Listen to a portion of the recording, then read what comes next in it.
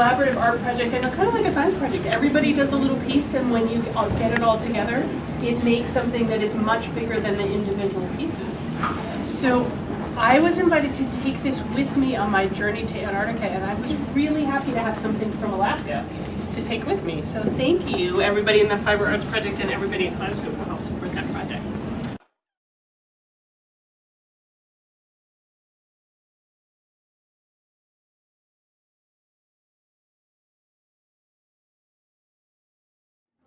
So those waves were 12-meter waves, which is almost 40 feet,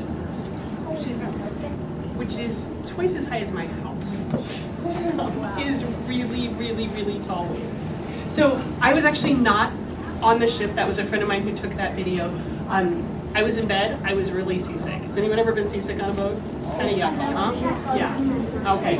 So, so this is, sometimes people ask me, what was it like being on the ship? We had bunk beds. So I had a roommate, and on my bottom bunk here,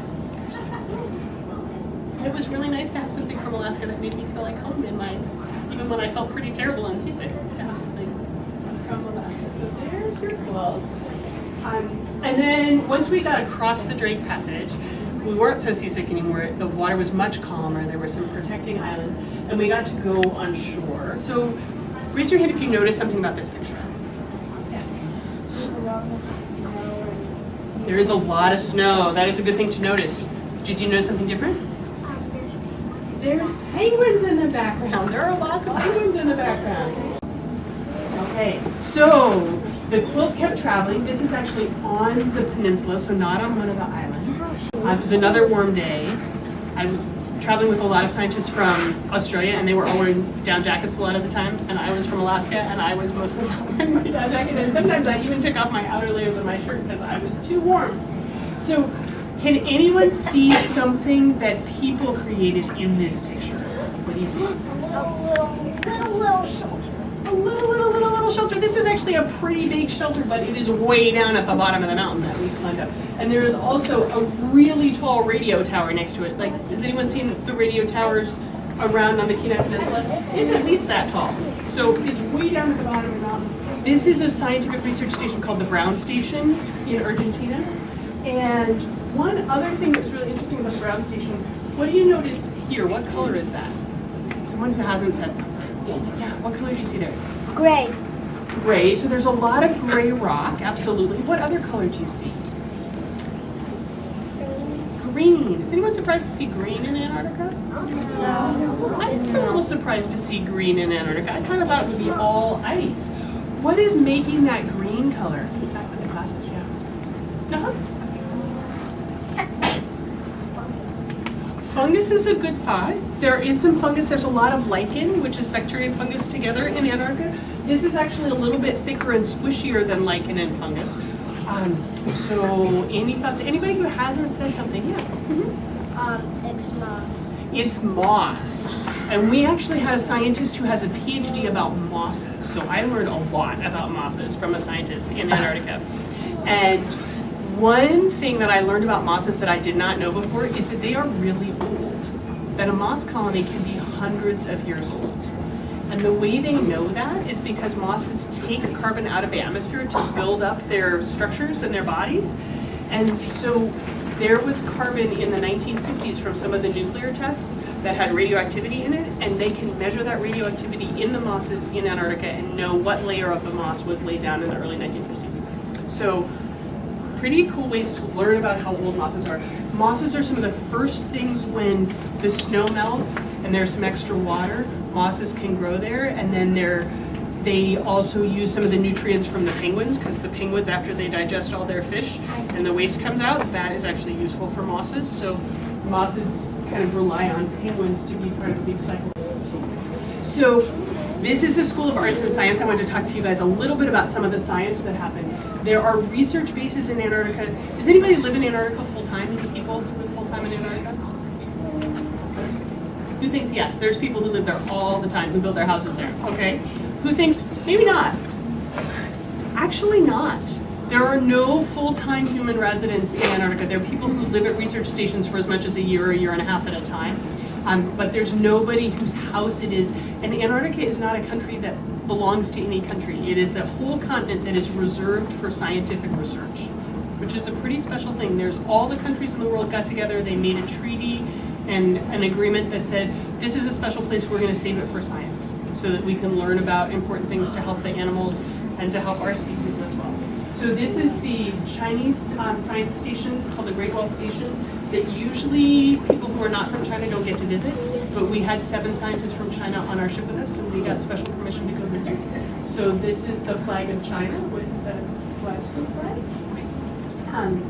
And then our ship was flagged from Argentina, and so we got to visit the Argentinian station. And so that was the quilt journey. And there was another quilt that we made as scientists on the ship. So that was a really good idea to make a quilt. So a lot of the scientists made quilt squares to represent their science. And then there was a little bit of a sad story of what happened to the quilt. It got dirty at the end. It was in my luggage and it got set in a mud puddle and it got really dirty. Does that ever happen, that something that makes you feel like home? Do you sometimes make a mess in your room? Has that ever happened? I don't know. Yeah. Has anyone accidentally made a mess in the environment, maybe spilled the garbage or done something where you just weren't careful with your stuff and it flew off your car or something like that? Has that ever happened? Nope. So in Antarctica, people try really, really hard to keep the environment clean, but sometimes there's a mess that happens. And sometimes penguins even make messes and contribute to waste, and that's natural waste, and the nitrogen from penguins actually helps the mosses grow. But one of the things that scientists think a lot about is how can we help keep Antarctica a clean and healthy place for the animals that really call that home? Because it's not a human home down there, it's a home for the animals. So one of my questions for you guys as scientists is, you are all powerful people. You make choices every day that influence your lives and the lives of people around you. So what can you do to help keep Antarctica a safe and healthy place for the animals that call that place home? Raise your hand up first.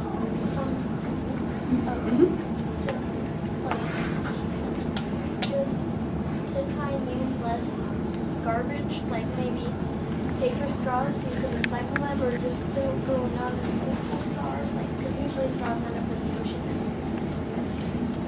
So that's, I don't know if everybody could do that. It's a really good thought. So use less stuff, make less garbage in the first place. And if there's something particularly plastic that you could use that isn't plastic, that would be a really good choice, because a lot of that plastic does end up in the ocean, and that's not healthy for the whales or for the penguins. So if you think about, do I really need this plastic thing? Do I need a plastic straw with that drink that I'm getting? Or could I maybe get it in a reusable cup and say, no thanks, I don't need a straw? So that is definitely something you could do, and that can make a difference. If everybody here said, I don't want a straw, thank you, maybe some of the businesses would say, actually, straws are not so hot anymore. Maybe people don't want straws, or maybe people want paper straws instead of plastic straws. So that is one example of how you guys as young people can actually definitely make a difference. What do you think? Maybe not litter. Not litter, that is a big one. Whoever has by accident thought, well, maybe it'd just be easier to kind of drop this thing here. It adds up if everybody drops something. We weren't even allowed to bring any food or anything to drink with us onto Antarctica because they were afraid we might, oops, by accident drop something, even though we didn't mean to litter. They didn't even let us take it off the boat. So not littering is a big thing. What if you see litter lying around? You can pick it up. You can pick it up, you could try and leave a place cleaner than you found it. And if you see someone else littering, you might gently say, you know what? Could you pick that up, please? So being careful about your garbage is definitely something that you guys can do. Who's got a different idea, something else that you could do? Yeah. Recycling more. Recycling more is definitely something that can reduce the waste that gets into the oceans. Absolutely. Yeah. Keep the penguins, pick up all the garbage in the ocean. Pick up the garbage in the ocean for the whales and the penguins. And one thing that some people have talked about is, let's just put less garbage in the ocean in the first place. So that would be one big thing. And there are some researchers who are thinking about, there's already a lot of garbage in the oceans, how can we get that out of there? So there are some scientists who are doing some really interesting research about how can we get rid of the trash that we've already put in the ocean. So you guys have some good ideas. I think we're gonna wrap things up here.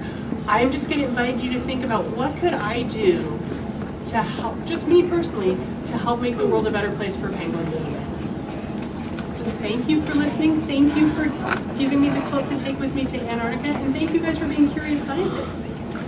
We have a couple people give a thank you, and she was already just about to say that. How about a thank you and then the why? How about Ryder and then Audrey? How about that? One from each end. Okay, go ahead, Ryder. Stand up. Thank you for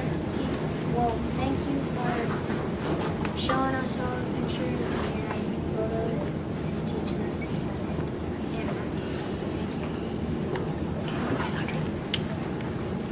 Thank you for reminding us about how important it is to keep the oceans clean. You're very welcome. Thank you guys for listening and being a great audience and doing your part to help peacekeepers.